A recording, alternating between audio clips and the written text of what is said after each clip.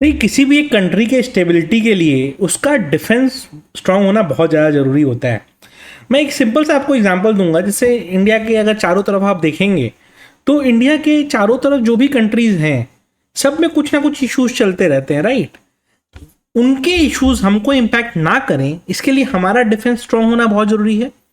इसीलिए अगर आप नोटिस करेंगे तो over a period of time and even today अगर हम देखें तो डिफेंस स्पेंडिंग जो इंडिया की है वो बहुत ज़्यादा है। एंड ऑलमोस्ट समझ लीजिए कि हम 13 to 14% ऑफ जीडीपी हर साल स्पेंड करते हैं। नंबर्स के टर्म में बताऊं तो ऑलमोस्ट 6 लाख करोड़ का हमारा इस साल का डिफेंस बजट है। एग्जैक्ट नंबर 6.21 लाख करोड़ का है। तो अगर इतना बड़ा हमारा डिफेंस बजट है तो आप समझिए कि गवर्नमेंट ऑफ इंडिया कितना पैसा रेडी है डिफेंस पे स्पेंड करने के लिए। नाउ ऑब्वियस बात है हमारा डिफेंस में अपग्रेडेशन ज़्यादा ज़रूरी है। हमारे डिफेंस पर्सनल को हमको मेंटेन करना पड़ता है, उनकी सैलरी वगैरह हमको देनी पड़ती है, प्लस अपग्रेडेशन ऑफ वेपन्स भी बहुत ज़रूरी है, सब कुछ है। बट ये सब चीज़ें जब हो रही थी ना तो प्रॉब्लम क्या थी कि इंडिया के पास टेक्नोलॉजी, उतनी हार्ड वाली टेक्नोलॉजी जो होती है जिससे आप कोई डिफेंस इक्विपमेंट वगैरह बना पाए वो पहले था नहीं इंडिया के पास। और उतना इंडिया का बार्गेनिंग पावर भी नहीं था कि कोई कंट्री से वो ऐसा नेगोशिएट करे कि you transfer me the technology. But आज क्या हो गया है, आज ये हो गया है कि मैक्सिमम कंट्रीज अपने अपने अलग अलग प्रॉब्लम्स में जूझ रही हैं, राइट। और उनको ये पता है कि भाई आज के डेट में कंज्यूमर अगर कोई खुद से खरीद रहा है तो अगर आप टॉप कंट्रीज को लेंगे जिनकी डिफेंस स्पेंडिंग बहुत ज़्यादा है, लाइक यूएस, चाइना, रशिया, फिर इंडिया, फोर्थ पे आता है इंडिया। बाकी तीनों कंट्री जिसको जो इंडिया के पहले आती है ना वो खुद का बना लेती हैं, हम नहीं बना पा रहे हैं तो हमको क्या करता है, इंपोर्ट करना पड़ता है। यानी कि बाय डिफॉल्ट इंडिया सबसे बड़ा परचेजर है। अब ये जो इंडिया सबसे बड़ा परचेजर वाला जो टैग बन गया है वो क्या हो गया है कि लोग यूज करने लग गए हैं कि नहीं नहीं एक काम करो, इनको बेचना है, इनको बेचना है, इनको बेचना है। हमारे साइंटिस्ट ने एंड हमारी कंपनीज ने एफर्ट्स डाले हैं एंड वो धीरे धीरे कोशिश कर रहे हैं कि हमारा डिफेंस का इंटरनल जो कैपेसिटी है वो बहुत एक्सपैंड करे, बहुत बड़ा बने। एंड हम डिफेंस जो हम इंपोर्ट करने पे फोकस कर रहे हैं वो इंपोर्ट का शेयर हमारा धीरे धीरे कम हो एंड एक्सपोर्ट की तरफ भी हम बढ़े, प्लस अपना खुद का सेल्फ कंजम्पशन के लिए भी हम बनाना चाहें। तो और बेस्ट पार्ट पता है क्या है डिफेंस सेक्टर के बारे में क्या है? Best part about defence sector is कि ये जो है ना ये बिजनेस टू गवर्नमेंट वाला कंपनी होता है। यानी कि जो डिफेंस सेक्टर है ना वो बिजनेस टू गवर्नमेंट सप्लाई वाला लॉजिक में चलता है। यानी कि पहले गवर्नमेंट से ऑर्डर मिलेगा फिर हमको प्रोडक्ट बनाना है, राइट। गवर्नमेंट से हमको ऑर्डर मिला, हमको प्रोडक्ट बनाना है, मतलब हमको सेलर भी नहीं खोजना। एंड गवर्नमेंट एक कंट्री की नहीं हो सकती, मल्टीपल कंट्रीज की हो सकती है।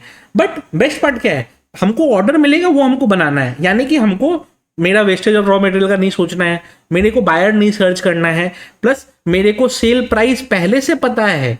From the day I start preparing, जिसका ऑर्डर मेरा पास हुआ मेरे को पता है मेरा ऑर्डर बुक कितने का है, मेरा सेल वैल्यू कितने का है, मैं अकॉर्डिंगली सब चीज़ें अकॉर्डिंगली प्लान कर पाऊंगा। तो ये बेस्ट एडवांटेज है डिफेंस सेक्टर का।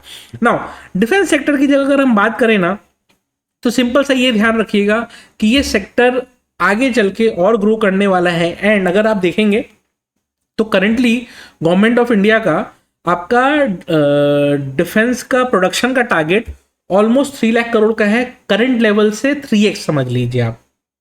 और अगर हम बात करें कि एक्सपोर्ट की तो नेक्स्ट 5 ईयर्स का जो टारगेट है गवर्नमेंट का 3 लाख करोड़ का अगर प्रोडक्शन का बजट है, टारगेट है, तो 50,000 करोड़ का एक्सपोर्ट का भी टारगेट है। जो जो छोटी कंट्रीज होती है वो हमसे खरीदेंगी।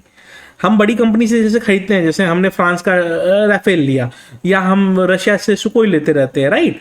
उसी तरह से ये जो बड़ी छोटी कंट्रीज हैं वो हमसे हमारा तेजस लेंगी, राइट। तो ये एक एग्जाम्पल हुआ कि हमसे लोग खरीद सकते हैं।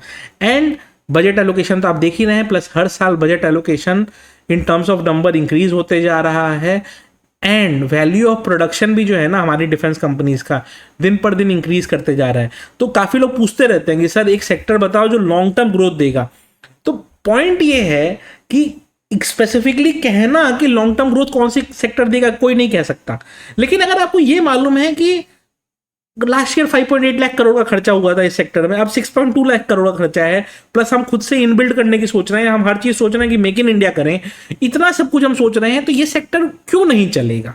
द पॉइंट इज नॉट कि चलेगा या नहीं चलेगा, पॉइंट इज कि क्यों नहीं चलेगा। तो वही बात होती है कि क्यों नहीं चलेगा, कोई आपके पास आंसर नहीं होगा, right. And long term vision अगर किसी का हो और ये सेक्टर्स अगर नहीं चलें तो कोई कहने की बात ही नहीं है ना, ये तो चलना ही है।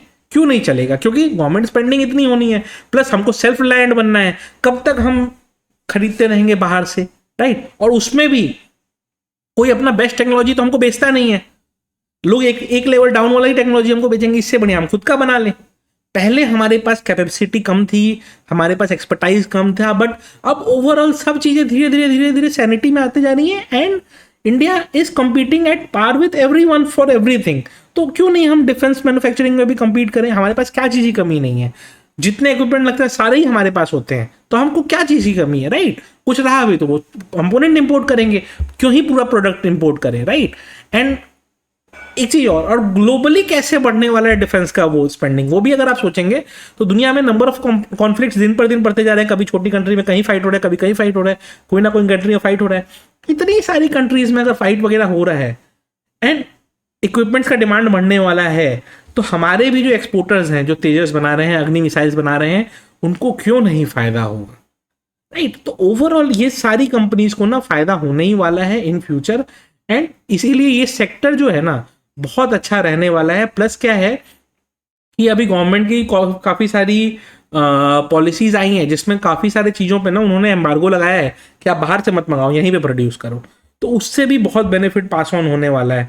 नंबर ऑफ कन्फ्लिक्ट्स तो दिन पर दिन बढ़ते ही जा रहे हैं एंड ओवरऑल अगर आप देखेंगे तो हर कंट्री का मिलिट्री स्पेंडिंग भी बढ़ते जा रहा है। तो सब कुछ जब बढ़ ही रहा है तो डिफेंस सेक्टर भी बढ़ेगा, राइट। जैसे अगर मैं एग्जांपल दूं आपको, तो हमारा जो चेतक हेलीकॉप्टर है वो HAL एक्सपोर्ट करता है, कोस्टल सर्विलांस की काफ़ी सारी चीज़ें BEL एक्सपोर्ट करता है, काफ़ी सारी चीज़ें एक्सपोर्ट होती हैं। एंड ग्रोथ पोटेंशियल तो क्योंकि चूंकि मेड इन इंडिया का क्या है, नाम अच्छा है compare to made in China, made in India has a better name, right. तो ये एट द एंड ना ये अच्छा सेक्टर रहेगा। अब प्रॉब्लम क्या आती है, लोग बोलेंगे सर तो कौन सा स्टॉक में पैसा लगा दें। देखिए पहला बात तो कि मैं तो कोई स्टॉक सजेस्ट करने वाला पर्सन हूँ नहीं, वो तो आपको अपने इन्वेस्टमेंट एडवाइजर से ही कंसल्ट करना पड़ेगा। बट कभी भी ना किसी सेक्टर को प्ले करने के लिए ना बेस्ट होता है उसके ETFs को प्ले करना। क्यों?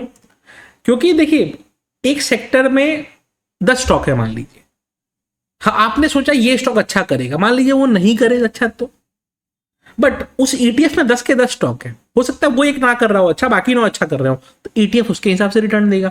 तो ETF based investing any day better चीज होती है मेरे हिसाब से, अगर आपको किसी भी एक सेक्टर में इन्वेस्ट करना है तो।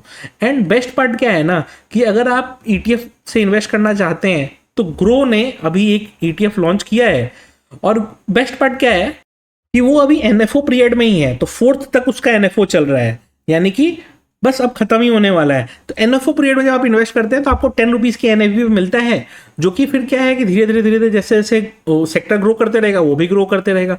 तो लॉन्ग टर्म इन्वेस्टमेंट ऑब्जेक्टिव के हिसाब से इस तरह के इंस्ट्रूमेंट्स ना बहुत अच्छे होते हैं, जहाँ पे क्या है कि आप अर्ली एज में उनमें इन्वेस्ट करें।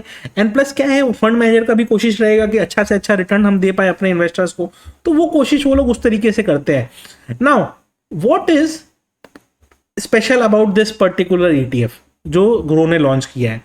सिंपल सा बेसिक आपको बताऊं तो देखिए क्या कर रहे हैं ये लोग कर रहे हैं निफ्टी इंडिया डिफेंस इंडेक्स का रेप्लिका, ठीक है। तो इंडिया का मतलब निफ्टी का जैसे बाकी इंडेक्स होते हैं, निफ्टी बैंक, निफ्टी IT, इस तरह से, तो निफ्टी इंडिया डिफेंस करके भी एक इनका इंडेक्स है, तो उसको ये लोग रेप्लिकेट करने की कोशिश कर रहे हैं। अब इस ETF में जो NSE का जो इंडेक्स है उसमें ऑलमोस्ट समझ लीजिए आपके 86% स्टॉक्स आपके कैपिटल गुड्स वाले हैं एंड 14% स्टॉक्स केमिकल वाले हैं।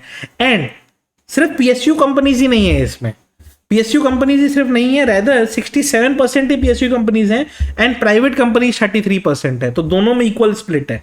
प्लस ऐसा भी नहीं है कि सारे लार्ज कैप स्टॉक्स हैं, large cap is only 41% and mid cap is around 38%, 20% small cap है। एंड आपको पता है कि मिड कैप स्मॉल कैप का रिटर्न पोटेंशियल ज़्यादा होता है, जो कि ऑलमोस्ट 60% ऑफ द इंडेक्स है। तो उससे क्या हो गया कि ये इंडेक्स ओवरऑल कंस्टिट्यूट बहुत सारी चीज़ों से कर रहा है। उसका एक एडवांटेज ये आपको मिलेगा कि हर तरह का, अगर लार्ज कैप ग्रो करेगा तो लार्ज कैप वाला कंपोनेंट ग्रो कर जाएगा, मिड कैप ग्रो करेगा तो उसका कंपोनेंट ग्रो कर जाएगा, केमिकल सेक्टर अच्छा चलने लगा तो केमिकल वाले स्टॉक्स ग्रो कर जाएंगे, PSU अच्छा करेंगे तो PSU वाले स्टॉक्स ग्रो कर जाएंगे, एंड प्राइवेट कंपनी अच्छा करेंगी तो प्राइवेट वाला स्टॉक ग्रो कर जाएगा। तो काफी सारे कॉम्बिनेशन हो गए जहां से आपको ग्रोथ का एक अच्छा खासा मिलता है, राइट। तो इसीलिए ईटीएफ इन्वेस्टिंग बेस्ट होती है कि ईटीएफ में क्या सब कुछ आपको मिल जाता है, आपको किसी एक पर्टिकुलर चीज में फोकस नहीं रहना पड़ता है, क्योंकि वो ओवरऑल पूरा बैलेंस है। तो मैं यही कह रहा हूं कि आपको चेक करना हो अगर ये ईटीएफ, तो चेक कर लीजिएगा इसके बारे में डिटेल में। जितने भी टॉप इन्वेस्टिंग प्लेटफॉर्म्स हैं हर सबके ऐप पे आपको मिल जाना चाहिए इसका एनएफओ। आपको जितने भी top mutual fund investing platforms हैं सब पे आपको मिल जाएगा, एंड आप उस पर चेक कर लीजिएगा। मेरे हिसाब से देखा जा सकता है, क्यों, क्योंकि देखिए अगर लॉन्ग टर्म इन्वेस्टमेंट ऑब्जेक्टिव है एंड आपको मालूम है इंडिया का डिफेंस स्पेंडिंग हर साल बढ़ने वाला है, तो ये सब कंपनीज ग्रो करेंगी ही करेंगी, एंड जैसे जैसे वो आगे ग्रो करते रहेंगी आपको रिटर्न मिलता रहेगा। ग्रो का ये जो ईटीएफ है इसका एनएफओ पीरियड अभी चल रहा है, 4th तक चलेगा। आप चाहें तो इसको चेकआउट कर सकते हैं, आपके जो भी म्यूचुअल फंड इन्वेस्टमेंट प्लेटफॉर्म है उस पर आप चाहें तो चेक कर सकते हैं। एंड वीडियो अच्छी लगी हो तो लाइक जरूर कर दीजिएगा।